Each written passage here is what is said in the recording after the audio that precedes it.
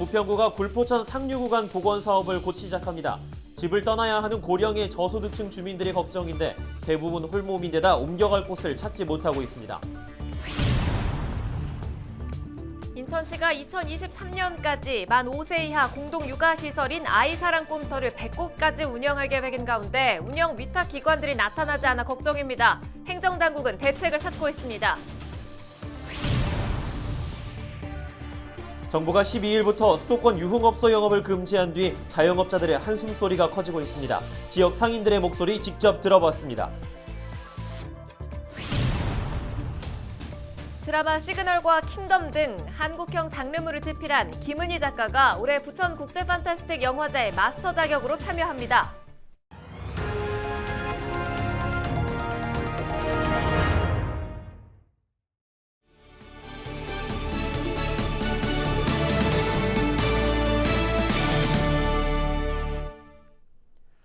여러분 안녕하십니까? 헬로티비 경인뉴스입니다.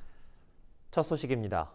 부평구가 굴포천 상류 구간 복원 사업을 추진 중입니다. 현재 사업 부진의 보상 작업이 진행 중인데요. 형편이 어려운 주민들은 이주할 곳을 찾지 못해 애를 먹고 있습니다. 이주 대책에 대한 구체적인 논의가 필요해 보입니다. 이재필 기자입니다. 85살의 강모 씨는 요즘 잠을 이루지 못합니다. 굴포천 상류 구간 복원 사업으로 집을 비워줘야 하는데 이사갈 집을 찾지 못했기 때문입니다. 강 씨에게 주어진 보상금은 약 5천만 원. 강 씨의 한 달 수입은 정부의 지원금 30만 원이 전부입니다. 최근 수도권 지역의 부동산 가격이 상승해 보상금으로는 마땅한 전셋집을 구하기 어려운 상황. 수입이 없어 월세는 얻을 수도 없고 전세를 얻기 위한 대출도 어렵습니다. 그리고 어떻게 하면 되냐 말이었어요. 나는 아주 답답해서 죽겠어요. 그래서 이렇게 편한 집을 다 내버리고 어떻게 가. 75살의 손모 씨 역시 상황은 마찬가지입니다. 이사갈 집을 찾아봤지만 현재의 형편으로는 엄두조차 나지 않습니다. 빌라는 1억 2, 3천. 그래서 대강 좀 알아봤어요. 그러니까는 뭐가 가진 거 있어야 뭐 대출을 내든가 뭐를 하겠지.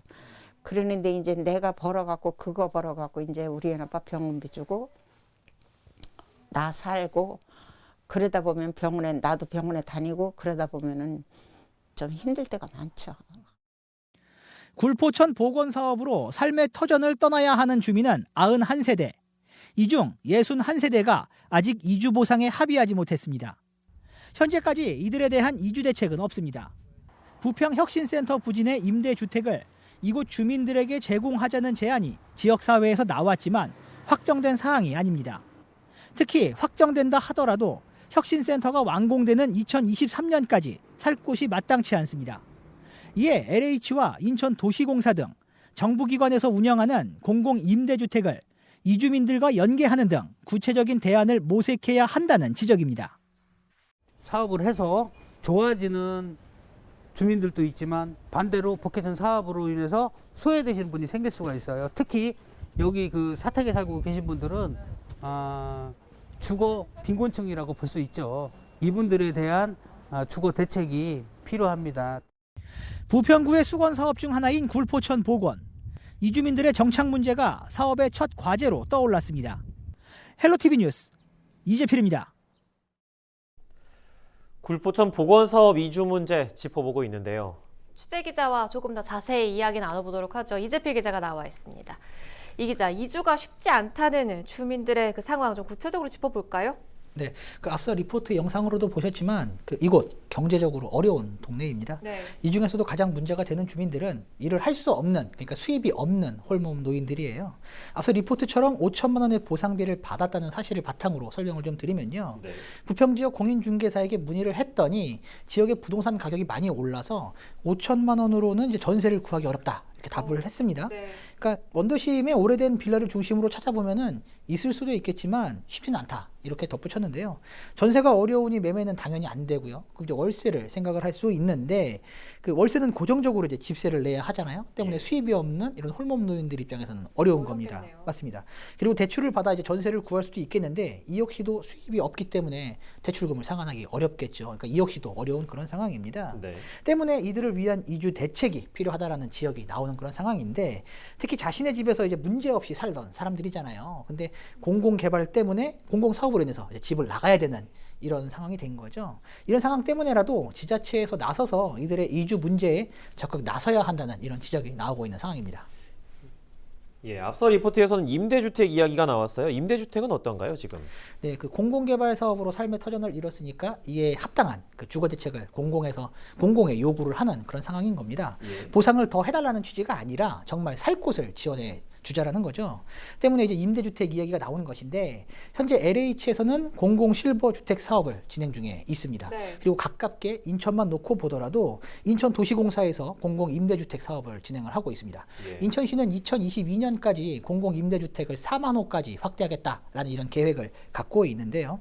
그 작년에만 인천에서 공공 임대주택 300호가 주인을 찾지 못하고 공가로 올해로 이렇게 넘어왔거든요. 예. 그리고 여기에 올해에만 1,000호의 임대주택을 이제 추가로 공급할 계획이거든요.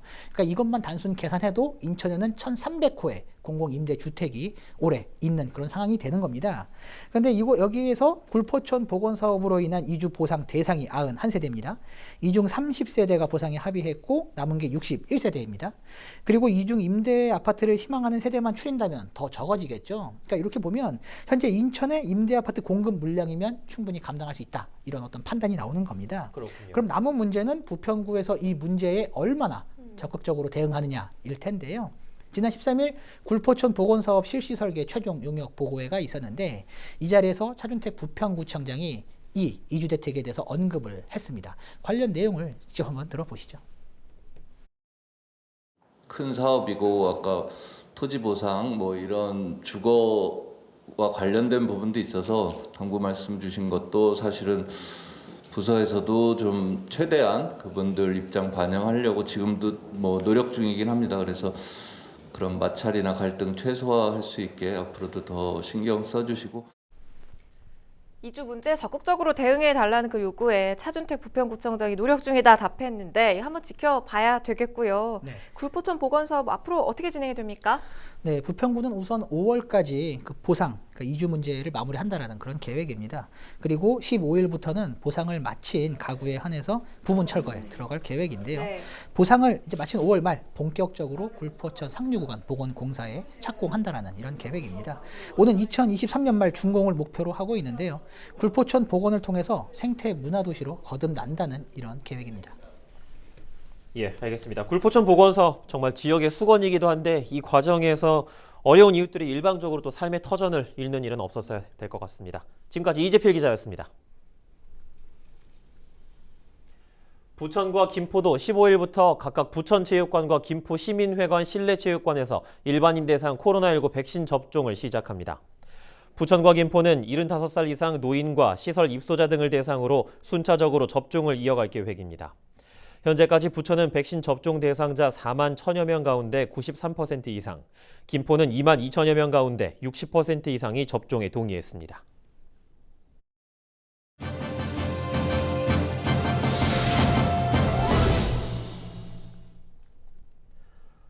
코로나19 4차 유행을 억제하기 위해 12일부터 3주 동안 수도권과 부산의 유흥업소 영업이 다시 금지되면서 자영업자들의 한숨소리가 커지고 있는데요. 김동민 부평 테마의거리 상가번영회 총괄 총무와 이야기를 나눠보겠습니다. 총무님, 이 안녕하시냐는 인사를 제가 건네기가 참 어렵습니다. 현장 어떻습니까? 힘들어하시지요? 제가 여러 번 인터뷰했지만 정말 이제는 그냥 버틴다는 생각으로 하고 있는데요. 장사를 그만둔 분이 엄청 많으세요. 오히려 가게를 열면 더 손해가 아닐까. 저희가 하라는 게 오히려 너무 속상하고 진짜 어떻게 해야 될지 모르겠습니다. 네. 유흥업소에서 연쇄 감염이 이어지고 있어서 부득이하게 다시 3주간, 그러니까 5월 2일까지 영업 금지가 연장이 된 건데 지금 일련의 상황은 좀 어떻게 보고 계십니까? 예. 일부 유흥업소에서 잘못된 일이 일어나서 이렇게 되니 정말 마음이 너무 불편한데요. 제가 현재 지금 호프집하고 뭐 중코 같은 노래타운을 운영 중에 있습니다. 테마의 거리 상인들 경우에는 방역을 철저히 하고 있고요. 일부 업소에서 일어난 일이긴 하지만 동종업소에서까지 이렇게 하니까 마음이 참 복잡하고 진짜 난감합니다. 일부 가게에는 영업시간도 어겼다고 하는데 그래서는 진짜 안 되죠. 영업이 이런 식으로 정지돼서 힘든 상황인 만큼 서로 지켜야 할 건 지켜야 되는 게 맞는데 마음이 착잡합니다. 예, 원칙적으로는 2단계에서는 유흥업소 운영이 금지됐지만 자율적으로 방역 수칙을 철저하게 준수할 경우 지자체 차원에서 오후 10시까지 한시적으로 운영을 허용할 수 있는데 이 부분에 대해서는 어떻게 보십니까? 네, 인천시에서도 노력을 기울여줬으면 하는 바람입니다.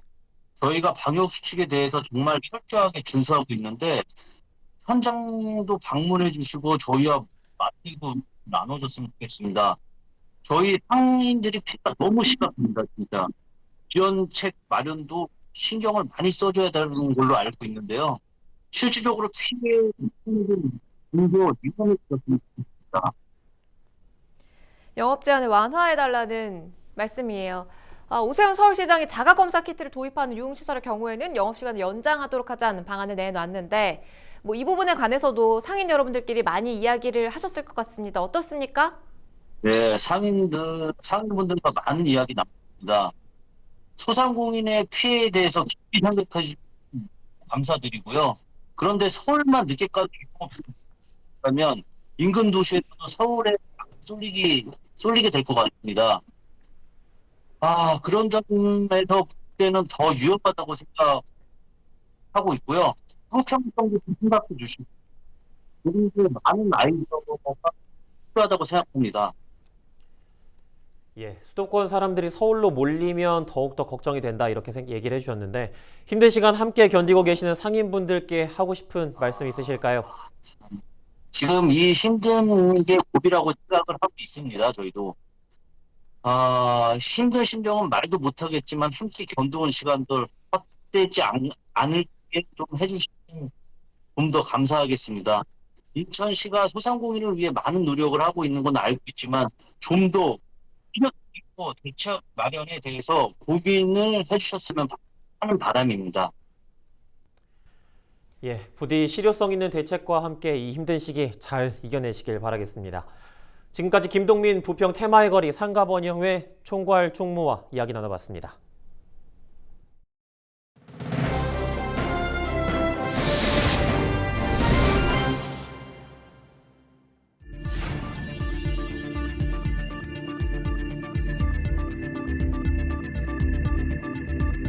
국내 코로나19 확진자 11만 명을 넘어섰습니다. 사망자는 1,700명대, 치명률은 1.6%가량을 보이고 있습니다. 대부분은 완치가 되는데요. 하지만 후유증이 적지 않습니다. 경북교육청은 지난 1년간 학생과 교직원 183명이 확진된 후 완치가 됐는데 이 중에 5명이 후유증에 시달려 심리치료를 받고 있다고 밝혔습니다. 영국 옥스퍼드대의 연구 결과 확진자 중 3분의 1이 신경 또는 정신질환을 앓았던 것으로 나타났는데요. 특히 중환자실에 입원했던 환자 중 7%가 6개월 이내에 뇌졸중을 앓았고요. 2%는 6개월 이내에 치매 진단을 받았다고 합니다. 바이러스가 뇌에 직접 영향을 줬기 때문일 것이라는 분석이 있습니다. 워싱턴 대학 연구팀 역시 후유증 비율이 30%에 달한다고 밝혔습니다. 구체적인 증상을 살펴보면 숨쉬기가 곤란하고 쉽게 피곤해지고 잠을 잘 못 자거나 기억력이 떨어지는 증상이 최장 9개월이나 지속됐다는 겁니다. 부산의 47번 확진자였던 부산대 박현 교수는 머리가 안개 낀 것처럼 멍하면서 기억이 힘들고 집중하기가 어려운 브레인 포그 후유증에 시달렸다고 했죠. 이 후유증도 문제지만 주변 사람들의 차가운 시선, 또 바이러스 전파자라는 낙인이 찍혀 우울감과 불안감의 악순환에 빠지는 것도 큰 문제입니다. 얼마 전 서울 강남에서 한 댄스 모임, 춤추는 것도 죄입니까? 적발당한 참가자가 이렇게 물었다고 하죠. 물론 춤추는 건 죄가 아닙니다. 5인 이상 사적 모임 금지와 같은 사회적 거리두기, 즉 감염병 예방법 위반인 거죠. 자유를 속박당한 채 점점 심해지기만 하는 방역 피로도. 자유를 되찾고 또 마스크에서 해방되고 싶은 욕구는 누구나 갖고 있을 겁니다. 이 지긋지긋한 비정상적 일상에서 하루빨리 벗어나기 위해서는 무엇이 필요할까요? 신속하고 충분한 백신 확보와 접종, 그리고 여러분들의 불편하지만 현명한 선택이 아닐까요? 헬로티비 브리핑이었습니다.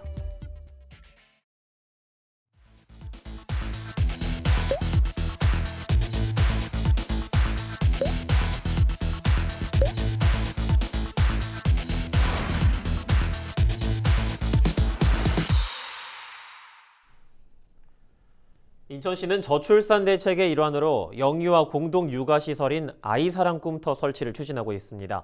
오는 2023년까지 아이사랑 꿈터 100곳을 운영한다는 계획인데요. 하지만 일부 군구에서는 시설을 운영할 위탁 업체를 찾지 못해 장소만 선정해놓고 공사조차 시작하지 못하고 있습니다. 김진재 기자입니다. 아이 키우기 좋은 인천을 만들겠다며 다양한 저출산 대책을 추진 중인 인천시. 특히 만 5세 이하 영유아를 위한 인천형 공동육아시설 아이사랑 꿈터는 지난해 행정안전부로부터 저출산 대응 우수 사례로 인정받아 대통령상을 받기도 했습니다. 폐원 어린이집이나 공공기관, 공동주택 등의 유휴 공간을 리모델링해 영유아를 위한 문화 프로그램과 놀이 체험 공간으로 활용하는 방식. 인천시는 지난 2019년 시범 운영을 거쳐 오는 2023년까지 아이사랑 꿈터 100개소 운영을 목표로 사업을 추진 중입니다. 하지만 지난해까지 실제로 문을 연 아이사랑 꿈터는 목표의 3분의 1 수준인 10곳뿐입니다. 이마저도 부평구와 계양구 등 5개 군구에서는 아이사랑 꿈터가 단 한 곳도 개소하지 못했습니다. 원인은 시설 위탁기관 공모. 아이사랑 꿈터를 위탁 운영하더라도 수익이 나지 않다 보니 각 군구에서 장소를 선정해놓고도 위탁업체를 구하지 못해 사업을 추진하지 못하고 있는 겁니다. 그나마 계양구는 육아종합지원센터가 위탁을 맡으면서 이렇게 리모델링 공사에 들어갔지만 부평구는 수차례 공모해도 여전히 위탁업체를 찾지 못하고 있습니다. 위탁체가 선정이 되면 리모델링하고 하는 부분도 민간 위탁기관에서 진행을 하도록 되어 있거든요. 공모를 이제 3차까지 했는데 위탁체가 없는 상황이고요. 다른 구도 그렇고 위탁체 모집이 잘 안 되고 있는 그런 상황이어서 여기에 코로나19까지 겹치다 보니 시설 7곳은 리모델링 공사를 마치고도 문을 열지 못하고 있습니다. 사업 일정에 차질이 생기자 인천시는 올해 운영 목표치를 당초 50개소에서 36개소로 조정했습니다. 사업을 담당하는 인천시 육아지원과는 문제가 되고 있는 위탁기관 모집에 대해 위탁 관련 업무는 군구에서 해결할 문제라고 밝혔습니다. 이어 2023년까지 아이사랑 꿈터 100개소를 운영한다는 목표에는 변함이 없다며 사업을 계획대로 추진하기 위해 대책을 마련하는 중이라고 덧붙였습니다. 인천시가 야심차게 내놓은 인천형 공동육아시설 확충 사업이 시설 위탁업체를 구하지 못해 차질을 빚고 있습니다. 헬로티비 뉴스 김진재입니다. 김포시가 코로나19 여파로 판로가 끊기거나 매출이 줄어든 영농인에게 긴급 경영 자금을 지원합니다. 김포시는 지난 2019년과 비교해 지난해 매출액이 줄어든 지역의 농업인에게 가구당 100만 원을 지원합니다. 지원비는 다음 달 선불카드로 지급돼 오는 9월까지 지정된 업종에서 사용할 수 있습니다. 경영 자금을 신청하려면 이달 30일까지 김포시 농업기술센터 농정과를 방문하거나 바우처 누리집에서 온라인으로 신청하면 됩니다. 김포시가 길어진 코로나 여파에 소상공인의 경제적 부담을 덜기 위해 올해 말까지 5개 광고물 인허가 수수료를 받지 않기로 했습니다. 김포시는 최근 자치법규를 개정해 소상공인이 5개 광고물 인허가를 받기 위해 내야 하는 수수료를 전액 감면해주기로 했습니다. 5개 광고물 인허가 수수료를 감면받으려면 소상공인 확인서를 무료로 발급받아 김포시에 제출하면 됩니다. 드라마 시그널과 킹덤 등 한국형 장르물을 집필한 김은희 작가가 오는 7월 열리는 제25회 부천 국제 판타스틱 영화제에 합류합니다. 김은희 작가는 올해 부천 영화제에서 신인 제작자들을 대상으로 하는 스토리텔링 프로그램인 괴담 기획개발 캠프 특강에서 마스터 자격으로 강의할 예정입니다. 이번 마스터 클래스에는 김 작가를 비롯해 영화 곡성의 나홍진 감독 등이 강연자로 나섭니다. 일본 정부가 후쿠시마 원전 오염수를 태평양 바다에 버리기로 결정하면서 우리 지역 수산업계와 소비자들의 걱정이 커지고 있습니다. 아소 일본 부총리는 마셔도 괜찮다고까지 했다고 하죠. 그렇다면 아소 부총리에게 묻고 싶습니다. 그렇게 깨끗하고 안전한 음용수라면 왜 바다에 버리는지. 생수병에 담아 일본 강요들이 매일 마시면 될 것 같은데요. 아니면 논밭에 주는 농업용수로 사용하든가 말이죠. 오늘 저희가 준비한 소식은 여기까지입니다. 시청해주신 여러분 고맙습니다.